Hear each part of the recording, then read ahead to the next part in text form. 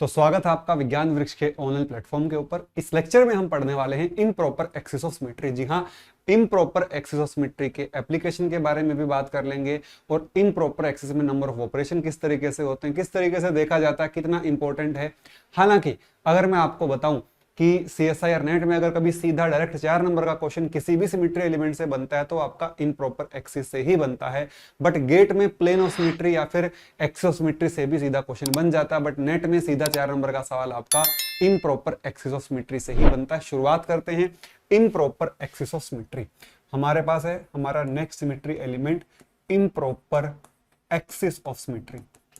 Improper axis of symmetry very very important, बहुत जगह आपको हेल्प करेगा। अगर आपने इसको समझ लिया तो बात बन जाएगी। और ग्रुप थ्योरी में इससे टिपिकल कोई सिमेट्री एलिमेंट नहीं है, इससे टिपिकल कोई भी और सिमेट्री ऑपरेशन एग्जिस्ट नहीं करता। सबसे पहले बेसिकली डेफिनेशन की ही बात करेंगे। इसमें दोनों चीजें होती हैं। अभी तक हम रोटेशन और रिफ्लेक्शन दोनों के बारे में जानते हैं, दोनों के बारे में अवेयर हैं। रोटेशन हम लोगों ने प्रॉपर एक्सिस की फॉर्म में देखा, रिफ्लेक्शन हम लोगों ने प्लेन की फॉर्म में देखा। इसमें दोनों का ही कॉम्बिनेशन है। तो सबसे पहले डेफिनेशन की बात करते हैं। यहां पर बात करेंगे it is a symmetry element. It is a symmetry element which it is, या फिर मैं कहूं it is defined as the symmetry element, या फिर it is defined as the rotation followed by perpendicular reflection. इसको क्या कहते हैं? Rotation followed by perpendicular reflection से डिफाइन किया जाता है। अगर आपको सही से मेरी आवाज आ रही है तो एक बार मुझे बता दीजिए भैया, आवाज सही से आ रही है तो बता दीजिए।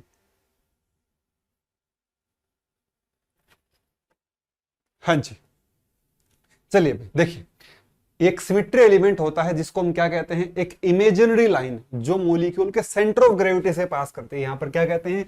It is an imaginary line. It is an imaginary line. It is an imaginary line. It is an imaginary line passing through centre of molecule बोल सकते हैं, या फिर अगर मोर बेटर वे में बोलूं passing through centre of gravity of the molecule. Centre of gravity of the molecule.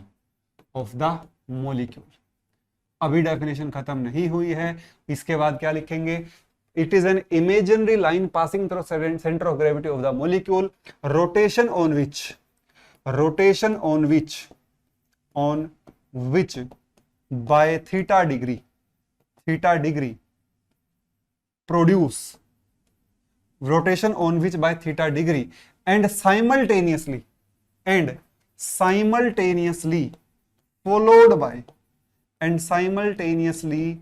followed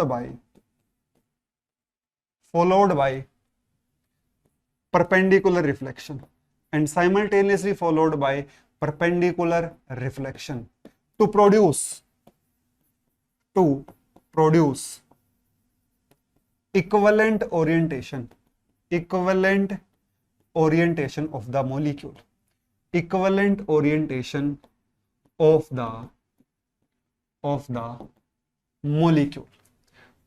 molecule, या फिर ऑब्जेक्ट। ये क्या है भाई? ये एक इमेजिनरी लाइन है जो मॉलिक्यूल के सेंटर ऑफ ग्रेविटी से पास करती है, जिसमें रोटेशन करवाया जाता है थीटा डिग्री और साइमल्टेनियसली क्या करवाई जाती है? रिफ्लेक्शन करवाई जाती है, जिसकी वजह से जो इमेज या फिर जो स्ट्रक्चर आपके सामने प्रोड्यूस होता है वो पहले वाले के इक्विवेलेंट होता है। अगर ऐसा होता है तो मैं उसको क्या कह दूंगा? उसको मैं इम्प्रॉपर एक्सिस ऑफ सिमेट्री यहां पर बोल दूंगा। ठीक है, it is denoted by denoted by SN। इसको किससे डिनोट करते हैं? SN से। N क्या होता है? 360 डिवाइड बाय थीटा। और साथ के साथ काम की बातें क्या हैं? SN को और क्या कहते हैं? CN into sigma perpendicular. CN into sigma perpendicular मतलब मैं अगर S3 लिख रहा हूं तो मतलब C3 और सिग्मा परपेंडिकुलर दोनों ही लगाने होंगे। पहले C3 लगाना होगा, फिर सिग्मा परपेंडिकुलर लगाना होगा। अगर मैं S4 लिखता हूं मतलब C4 है और फिर क्या है, C4 के परपेंडिकुलर एक्सिस है। इसको थोड़ा सा और बेटर वे में मैं यहां पर लिखने की कोशिश करूंगा।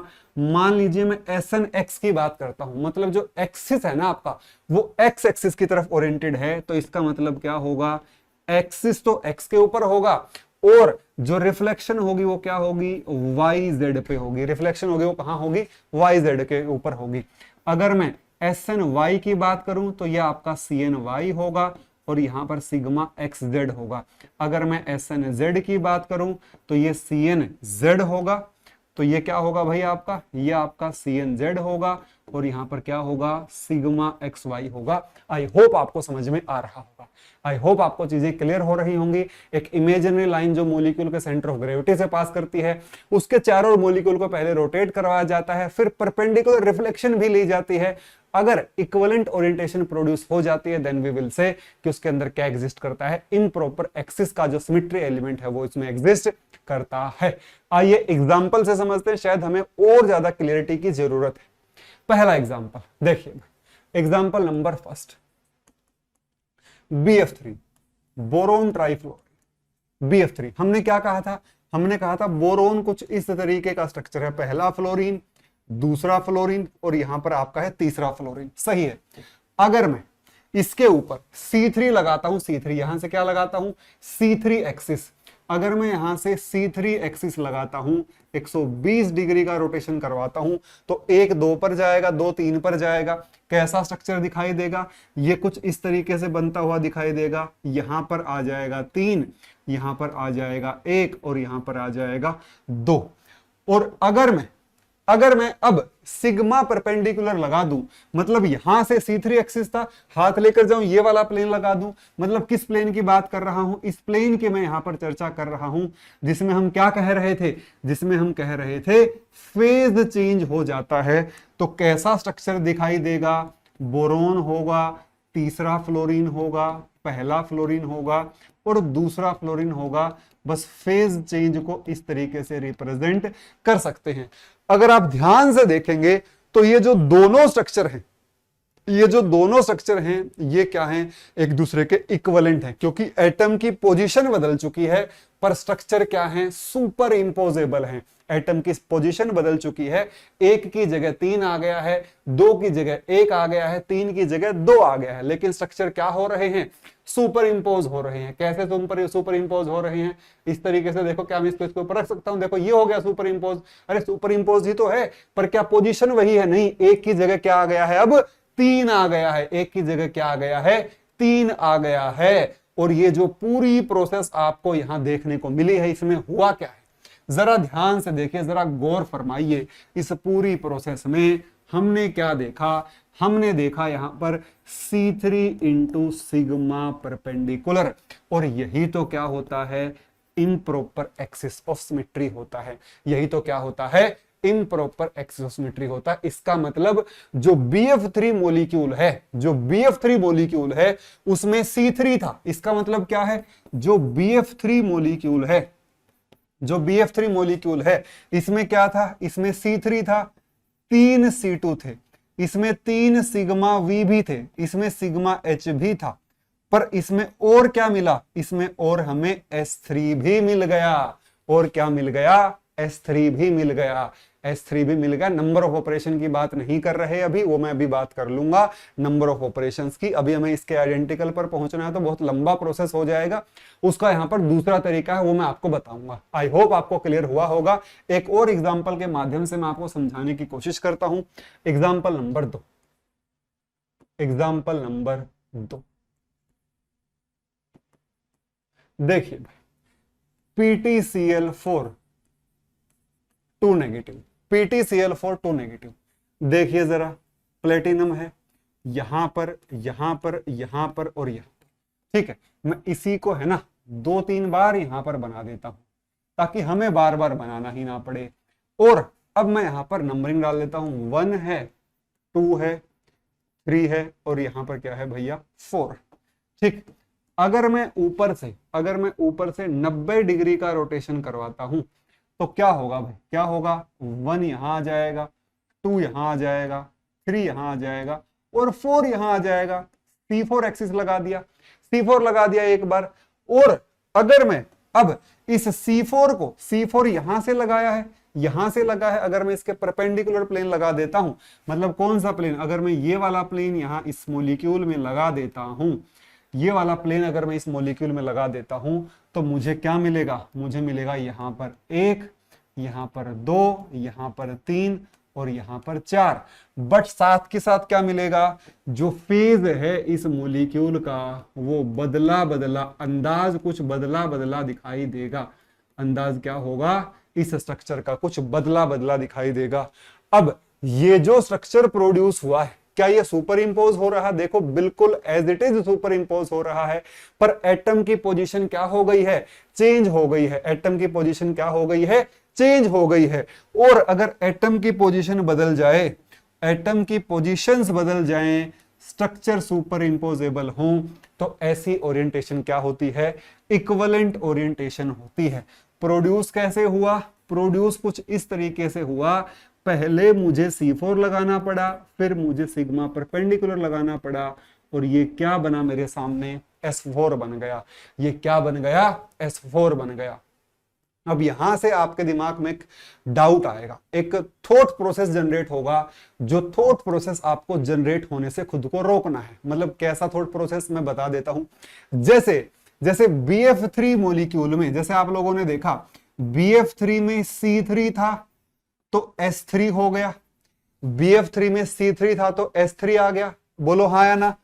PTCl4 में 2- में भाई C4 था तो क्या हो गया, S4 हो गया। तो क्या सर हमेशा ही ऐसा होगा, क्या हमेशा ऐसा होगा कि भाई C3 और परपेंडिकुलर प्लेन हो, C3 और सिग्मा एच हो। एक्चुअल में तो सिग्मा एच है, ये एक्चुअल में तो ये भी सिग्मा एच है, ठीक है, जो हम यहां पर लगा रहे हैं एक्चुअल में तो सिग्मा एच है। तो क्या सर हमेशा ऐसा होगा कि अगर किसी मॉलिक्यूल में S5 है तो उसमें C5 भी होगा और सिग्मा एच भी होगा? क्या हमेशा ऐसा होगा किसी में S4 है तो उसमें C4 भी होगा और सिग्मा एच भी होगा? क्या हमेशा ऐसा होगा? ये थॉट आपके माइंड में जनरेट हो सकता है, या फिर आपके माइंड में ये भी जनरेट हो सकता है कि जहां कहीं भी C4 और सिग्मा परपेंडिकुलर होगा, सिग्मा एच होगा, वहां पर मैं S4 लगा दूंगा। तो इन सारे सवालों के जवाब आपको मिल जाएंगे। पहले तो मैं आपको बता देता हूं भाई, SN होने के लिए, यहां से आपको ये डाउट क्लियर मैं कर देता हूं, अगर SN है तो जरूरी नहीं CN हो या ना हो, ठीक है, CN हो भी सकता है और नहीं भी हो सकता। मतलब अगर S3 है तो ऐसा बिल्कुल कंपल्शन नहीं है कि भाई, या फिर S4 है तो ऐसा बिल्कुल कोई कंपल्शन नहीं है कि C4 होगा। कुछ कंडीशंस में कंपल्शन होता है, कुछ कंडीशंस में कंपल्शन नहीं होता। बात कर लेते हैं, अभी समझ में आ जाएगा। देखिए नेक्स्ट एग्जांपल की बात करता हूं। नेक्स्ट एग्जांपल देखिए, example number 3, example number 3, third example है CH4, थर्ड एग्जांपल है CH4, ठीक है। देखो भाई, इस तरीके से हम स्ट्रक्चर बनाते हैं। ऊपर पहला हाइड्रोजन है, यहां पर दूसरा हाइड्रोजन है, यहां पर तीसरा हाइड्रोजन है, और यहां पर आपका 4 नंबर हाइड्रोजन है, सही है। तो यहां से आप क्या करेंगे भैया, यहां से मैं कुछ ऐसा स्ट्रक्चर यहां पर बना देता हूं ताकि हमें क्लियरिटी आ जाए भाई, हमें समझ में आ जाए कि ये होता कैसे है, ये चीज क्या है, ये हमें एक बार समझ में आ जाएगा तो फिर बात हमारी बन ही जाएगी, बात हमारी बन जाएगी, सही है। चलिए भैया इसको उड़ा देते हैं। अब देखो भैया, 1 मिनट, यहां पर और यहां पर कुछ ऐसे बनाई देते हैं इनको, ठीक है। देखो ओरिजिनल में यहां टिका देता हूं एक यहां पर, ठीक है। इसका कलर भी बदल देता हूं, इसका ओरिजिनल के जैसा ही कलर कर देता हूं। अब देखो यहां पर क्या है, यहां पर आपके पास जो 3 है ना, वो आपका बैक साइड में है, जो 3 है वो आपका यहां है, जो 4 है वो आपका यहां है, जो 1 है वो आपका यहां है, और जो 2 है वो आपका यहां है। बीचों बीच कार्बन है। देखो कुछ इस तरीके से आपको दिखाई दे जाएगा स्ट्रक्चर, सही है। कुछ इस तरीके से आपको स्ट्रक्चर दिखाई दे जाएगा और कुछ ऐसा स्ट्रक्चर आपको दिखाई दे जाएगा, है ना। आई होप आपको क्लियरली समझ में आ रहा होगा, चीजें दिखाई भी दे रही होंगी और आपको समझ में भी आ रही, ठीक है। इस तरीके से बनाया जा सकता है, बिल्कुल बनाया जा सकता है।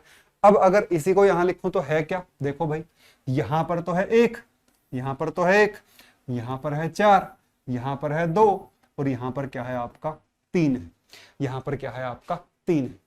अब जरा ध्यान से देखिए, क्या क्या क्या मैं यहां से बिल्कुल ऊपर से 90 डिग्री का रोटेशन करवा सकता हूं? क्या मैं बिल्कुल ऊपर से 90 डिग्री का रोटेशन करवा सकता हूं? 90 डिग्री का रोटेशन मतलब क्या? ध्यान से देखो, मतलब C4 एक्सिस 90 डिग्री का रोटेशन मतलब क्या? C4 एक्सिस मतलब कितना रोटेशन? 90 डिग्री। ठीक है, मतलब कितना रोटेशन है? 90 डिग्री का रोटेशन है। अब जब 180 डिग्री का रोटेशन होता, इसमें C2 तो है ऊपर से, अगर C2 होता 180 डिग्री का रोटेशन होता तो दोनों इंटरचेंज हो जाते, एक 4 पर चला जाता, 4 1 पर चला जाता, और ये दोनों भी इंटरचेंज हो जाते, 2 3 पर और 3 2 पर चला जाता। लेकिन जब 90 डिग्री का रोटेशन होगा तो एक बार 90 में यहां आएगा, फिर दोबारा 90 में यहां आ जाएगा, टोटल 180 में इंटरचेंज हो जाएगा। सिंपल है, स्क्वायर मान लो इसको एक, तो एक कहां आ जाएगा आपका? आपका एक आ जाएगा कहीं यहां पर, 4 आपका शिफ्ट हो जाएगा यहां पर, उसके बाद 2 आपका शिफ्ट हो जाएगा पीछे की साइड, और 3 आपका शिफ्ट हो जाएगा यहां पर। कुछ ऐसी कहानी आपको देखने को मिलेगी। अब क्या ये स्ट्रक्चर सुपर इंपोज हो रहे हैं? जी नहीं। क्या ये जो स्ट्रक्चर है क्या ये सुपर इंपोज हो रहे हैं? ध्यान से देखो, बिल्कुल भी नहीं हो रहे। ध्यान से देखोगे तो भाई जहां जहां पहले एटम थे अब वहां वहां एटम नहीं है, अब एटम किसी और जगह पर है। पहले तो इस कोने पर 1 था, इस कोने पर 4 था, अब तो यहां एटम ही नहीं है। तो इसका मतलब इस मॉलिक्यूल में C4 तो एग्जिस्ट करता नहीं है, इस मॉलिक्यूल में C4 तो एग्जिस्ट करता नहीं है। अब C4 इसमें एग्जिस्ट नहीं करता है, लेकिन फिर भी मैंने C4 लगा दिया। उसका एक रीजन है, अभी आपको समझ में आएगा उसका रीजन क्या है। जरा ध्यान से आप देखेंगे तो आपको चीजें अभी क्लियर होंगी। अब यहां पर परतें खुलना शुरू होंगी, जब परतें खुलेंगी तो बहुत सारी चीजें आपको यहां पर क्लियर भी हो जाएंगी। जब यहां पर परतें आपके सामने खुलेंगी, परत बाय परत चीजें खुलेंगी, तो आपको बहुत सारी चीजें क्लियरिटी के साथ समझ में आ जाएंगी। उसके आप टेंशन ही ना लें, ठीक है भाई। एक सेकंड, ये लाइन थोड़ी सी मुझे स्ट्रेच करनी पड़ेगी।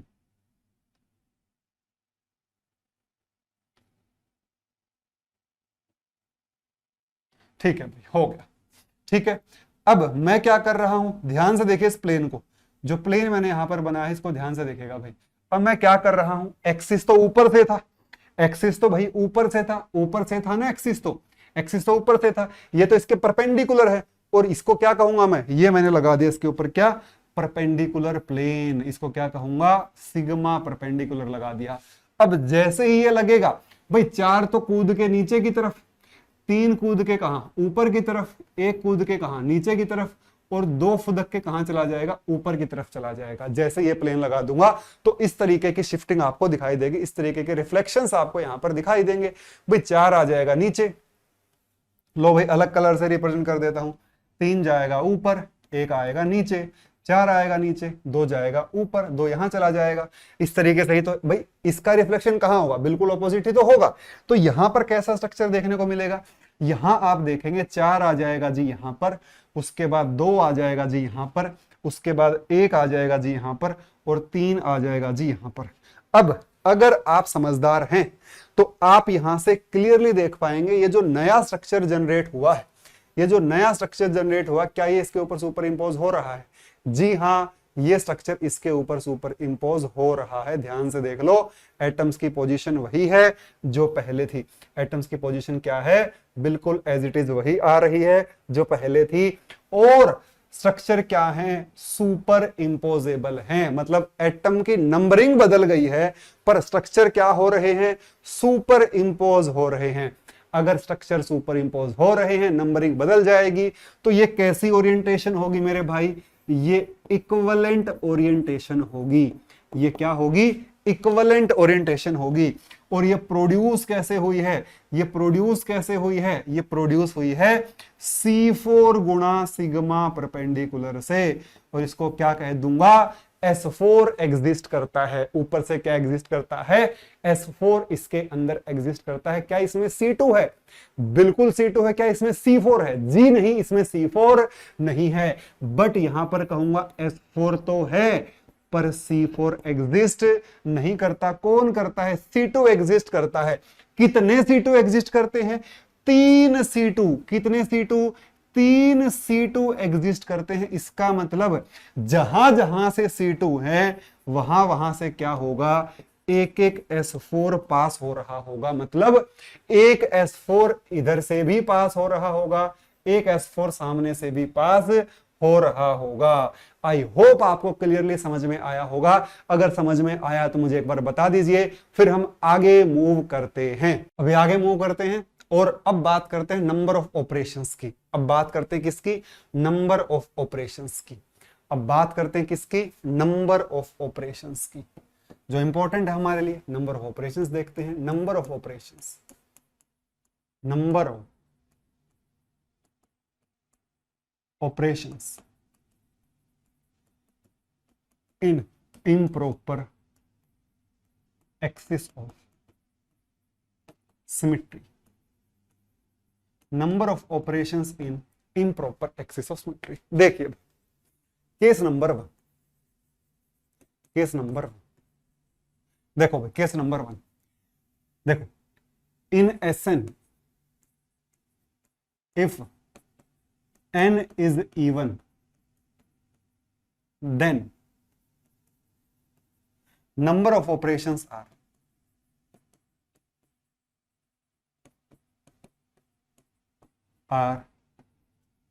equal to n by 2।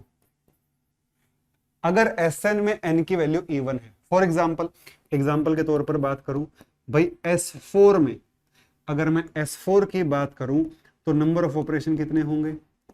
Operation होंगे आपके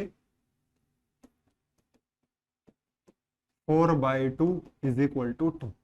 अगर मैं बात करूं S6 में तो क्या होगा भाई? 6/2 बराबर 3। इस तरीके से आप यहां पर देख सकते हो।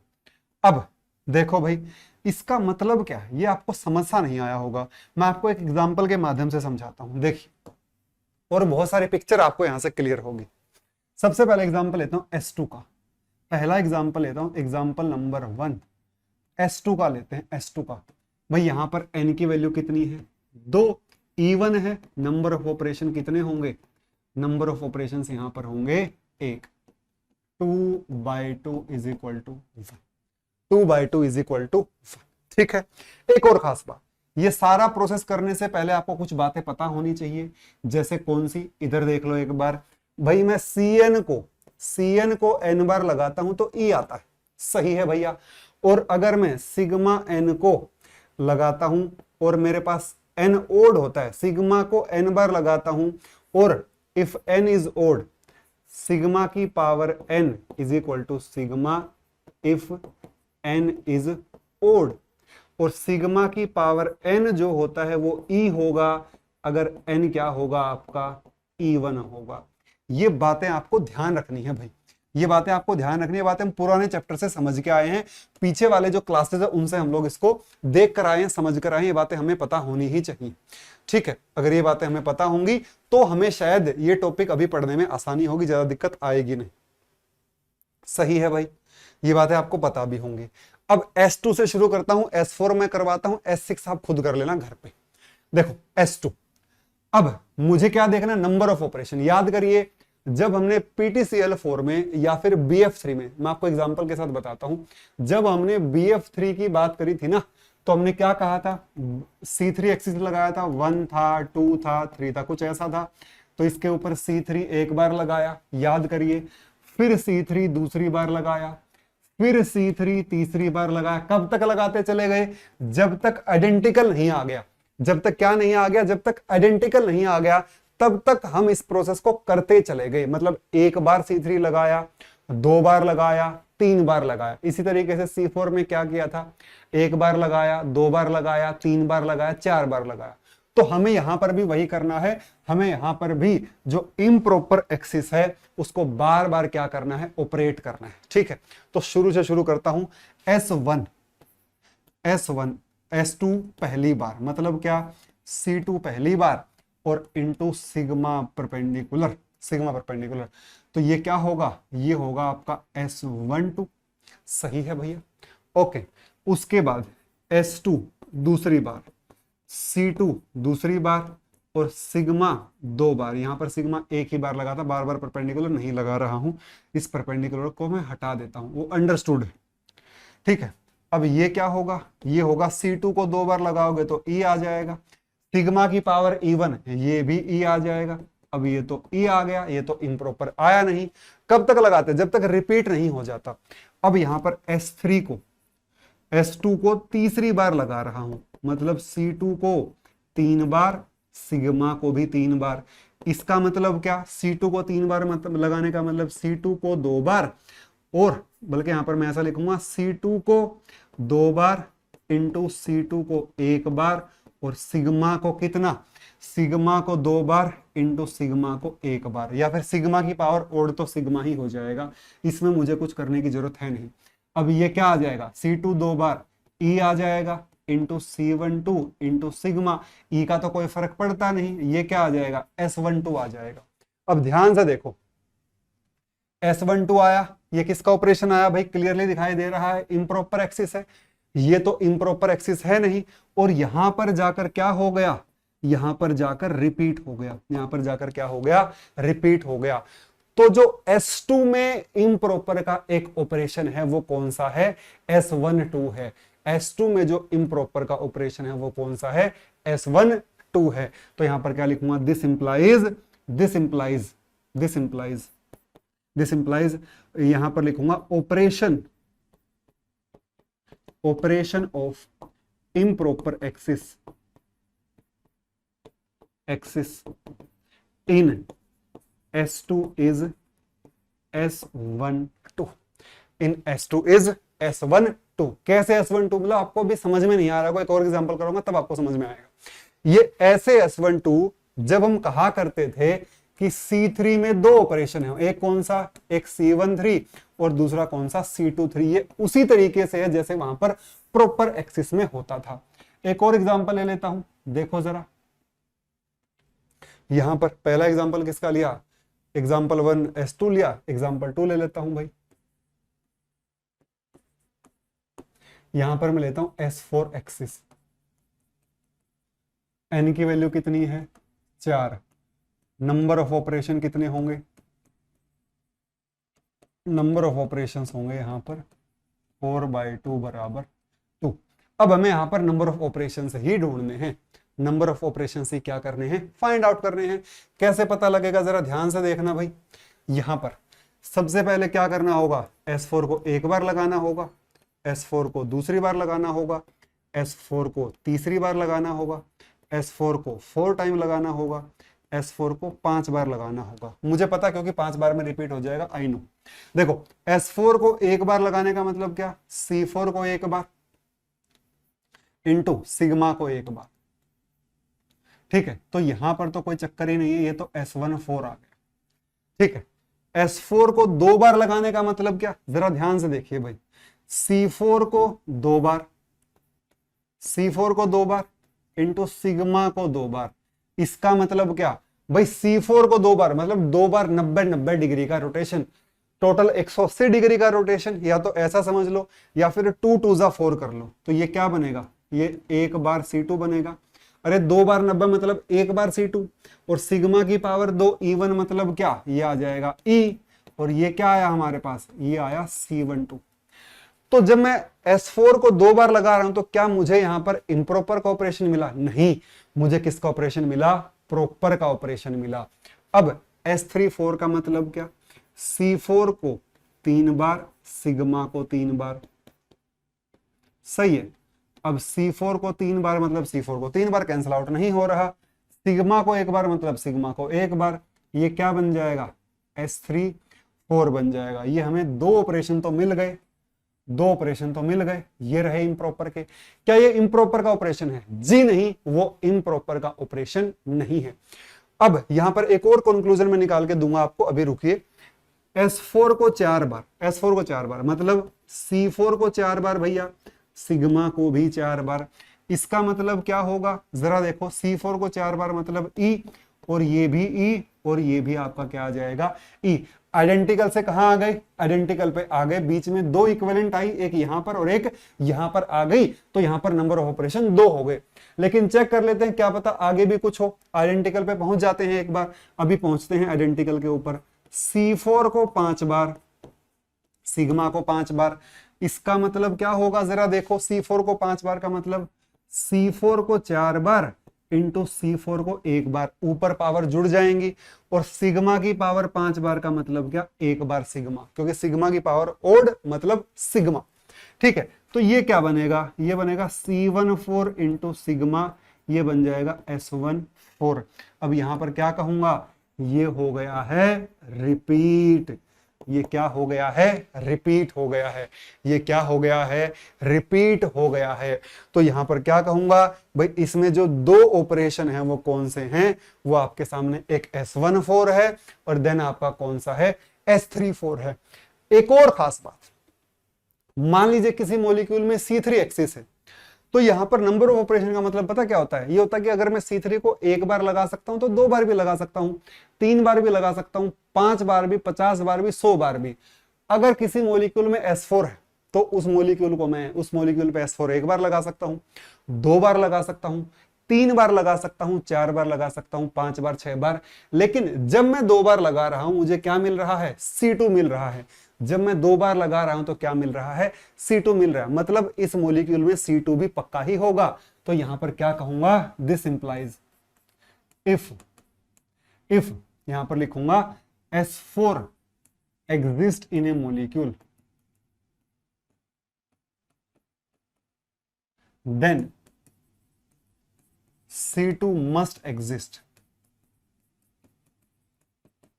in the molecule. Then molecule में क्या एग्जिस्ट करता है, C2 एग्जिस्ट करता है। देन मॉलिक्यूल में क्या एग्जिस्ट करता है, C2 एग्जिस्ट करता है। ये मैंने आपको एग्जांपल करवाया भी था, ये रहा। यहां पर आपका C4 तो नहीं था, मतलब S4 था तो C4 तो नहीं था, लेकिन यहां पर C2 जरूर था। ठीक है, और यहां पर मैं क्या लिख सकता हूं, यहां पर मैं कंक्लूड कर सकता हूं, कैसे, इस तरीके से कंक्लूजन बना सकता हूं भैया, अगर किसी मॉलिक्यूल में, यहां पर मैं बना सकता हूं कंक्लूजन, क्योंकि मुझे पता चल गई एक बात, कौन सी बात, यहीं पर बना देता हूं, इसी को थोड़ा सा लिख देता हूं यहां पर, इफ, यहीं लिख लेना, if Sn exist and n is even, then Cn by 2 must exist in the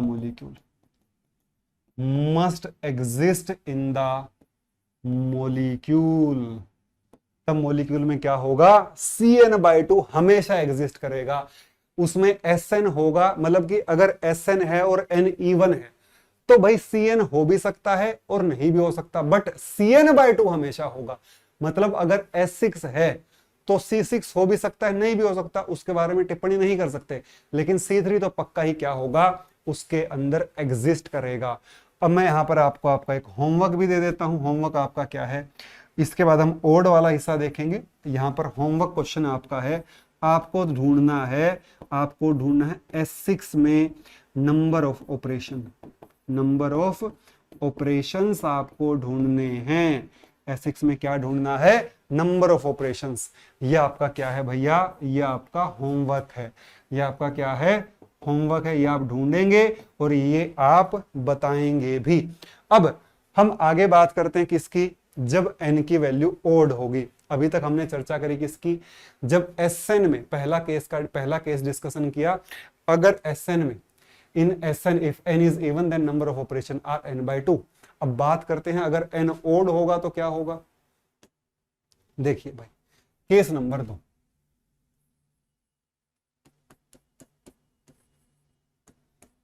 in Sn if n is odd, then number of operations are equal to n-1। अगर Sn में n की value odd है, अगर Sn में n की value odd है तो number of operation कितने होंगे आपके, नंबर ऑफ ऑपरेशन आपके n-1 होंगे। फॉर एग्जाम्पल मैं यहां पर लेकर चलता हूं example number first, S3 axis.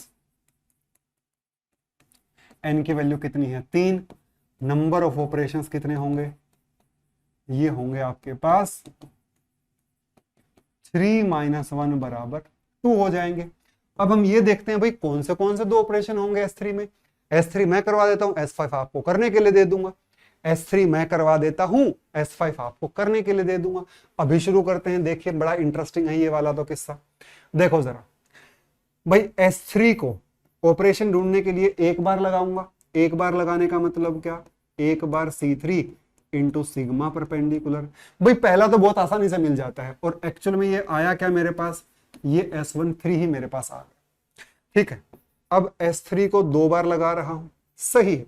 अब 2 बार लगा रहा हूं तो C3 2 बार, मतलब सिग्मा भी 2 बार है। मुझे बल्कि यहां पर परपेंडिकुलर ना लिख के क्या लिखना चाहिए था, 1 लिखना चाहिए था। अब देखो जरा, यहां पर ट्विस्ट आ जाएगा कहानी में। C3 को 2 बार, क्या 2 और 3 आपस में कैंसिल आउट हो रहे, नहीं कैंसिल आउट हो रहे, तो ये तो एज इट इज रह जाएगा। और सिग्मा 2 बार का मतलब क्या, E आ जाएगा, और ये क्या आ जाएगा, C23 आ जाएगा। ये क्या आ जाएगा आपके पास, C23 आ जाएगा। तो एक तो मिल गया, एक तो मिल गया। दूसरा मैं ढूंढ रहा हूं, देखते हैं। S3 को 3 बार, अब बहुत सारे लोगों के दिमाग में आएगा कि ये E आ जाएगा, नहीं E नहीं आएगा, ध्यान से देखना एक बार। अब C3 को 3 बार लगाया, सिग्मा को 3 बार लगाया। भैया C3 को 3 बार लगाऊंगा तो E मिलेगा, सिग्मा की पावर ओड क्या मिलेगा, सिग्मा मिलेगा, और ये मुझे क्या मिलेगा, सिग्मा मिल जाएगा। ये तो प्लेन आ गया भैया, ये तो प्लेन आ गया। मतलब किसी मॉलिक्यूल में अगर S3 है तो उसमें प्लेन पक्का होगा, उसमें C3 भी पक्का होगा, ये दोनों चीजें कंफर्म हो जाती है। नेक्स्ट आगे बढ़ता हूं भाई, इसके ऊपर मैं लगाता हूं यहां पर S3, चौथी बार लगाता हूं, 4 बार, चौथी बार लगाते हैं भैया, देखते हैं क्या होगा। यहां पर क्या होगा, C3 4 बार, सिग्मा भी 4 बार।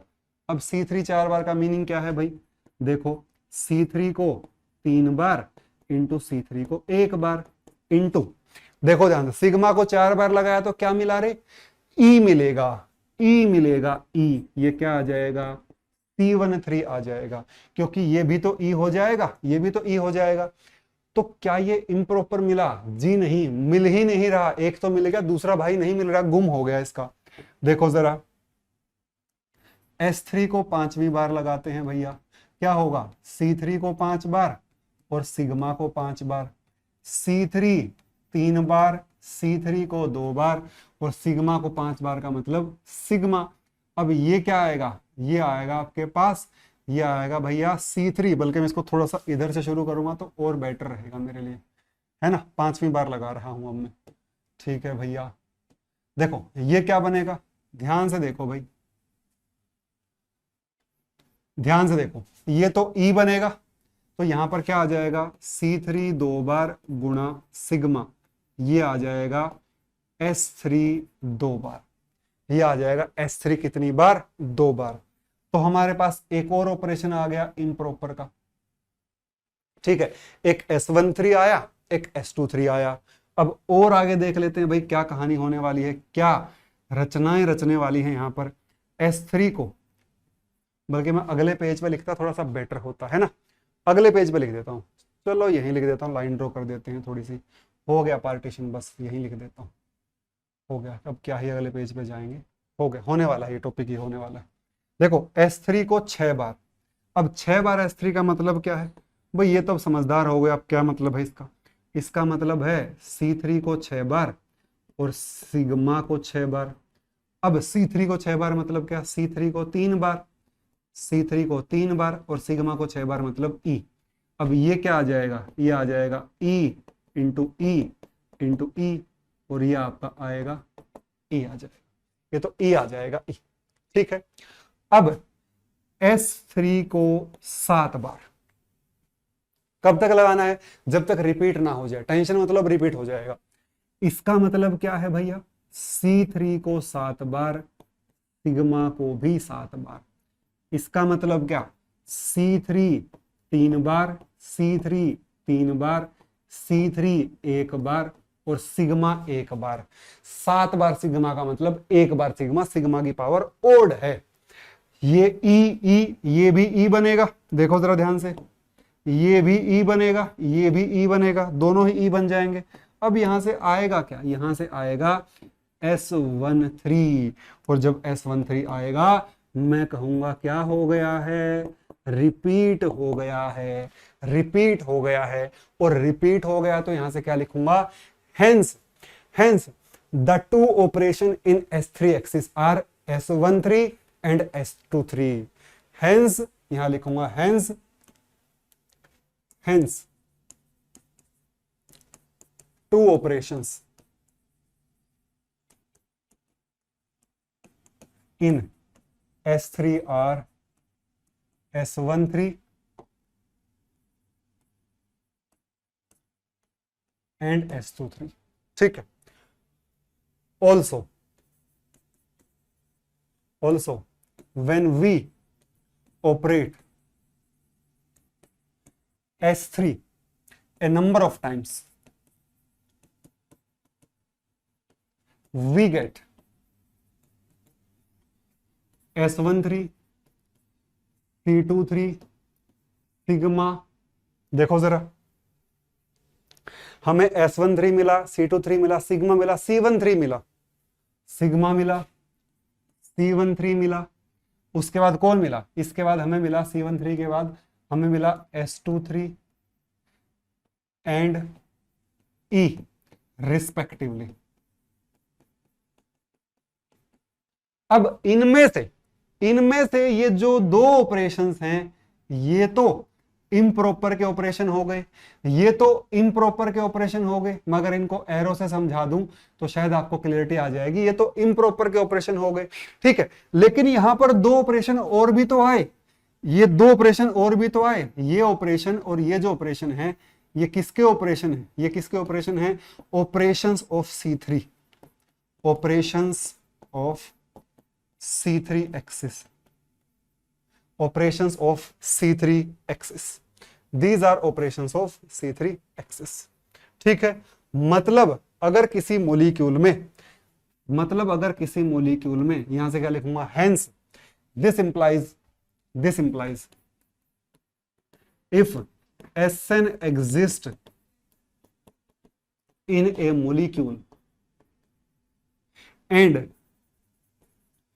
N is odd, then Cn must exist, example क्या, एग्जाम्पल BF3, इसमें S3 भी है एंड C3 भी है, S3 भी है और C3 भी है। ये आपको यहां से क्लियर हो गया होगा। और क्या आप यहां से लिख सकते हो, देखो बहुत छोटी छोटी बातें होती हैं लेकिन एग्जाम में बड़ी हेल्पफुल होती हैं। ध्यान से देखिए, अभी तक क्या पढ़ता आ रहा था, अभी तक मैं पढ़ता आ रहा था, इंपॉर्टेंट पॉइंट देखिए जरा। यहां पर मैंने देखा CNN, ये क्या होता है, E, ये मैंने देख लिया।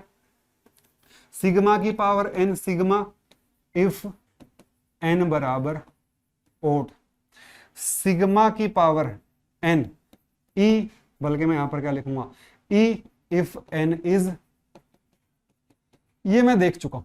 अब यहां पर मैंने क्या देखा, SNN, E होगा इफ n इज even, और ये क्या होगा, sigma if n is odd। नहीं यकीन आता हो तो जो अभी तक की कहानी हमने देखी है उसको देख लो, बहुत सारी चीजें क्लियर हो जाएंगी, दूध का दूध और पानी का पानी हो जाएगा। अब चेक कर लो, बेशक मैं यहाँ पर कुछ आपको झूठ नहीं बोल रहा हूं। एक और चीज आप ऐड करना चाहो कर लेना, वैसे नीड नहीं है। I की power n, I if n is odd, और ये E होगा इफ n इज, ये भी लिख लो साथ के साथ, ठीक है, सही है, क्लियर है भाई।